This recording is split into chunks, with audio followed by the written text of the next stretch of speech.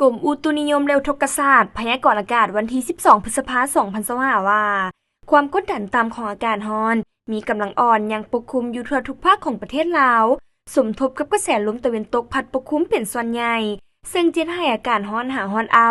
และจะมีฝนตกฟ้าห้องฟ้าเหลื่อมในระดับค่อยหาปานกลาง เพราะมีลมพัดแรงอยู่บางท้องถิ่นในแต่ละภาค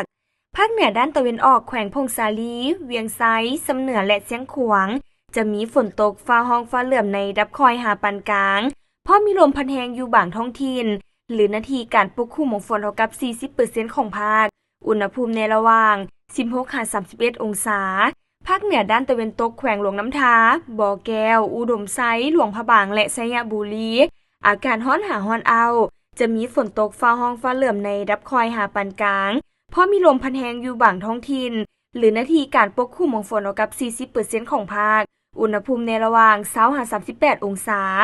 นครหลวงเวียงจันทน์จะมีฝนตกฟ้าห้องฟ้าเหลื่อมในระดับค่อย เพราะมีลมพัดแรงอยู่เกือบทั่วไป หรือนาทีการปกคลุมของฝนเท่ากับ 40% อุณหภูมิในระหว่าง 24-34 องศา ภาคกลางแขวงเวียงจันทน์บริคำไซ ขมวนและสวรรณเขต จะมีฝนตกฟ้าห้องฟ้าเหลื่อมในระดับค่อยหาปานกลาง และจะตกหนัก เพราะมีลมพัดแรงอยู่ทั่วไป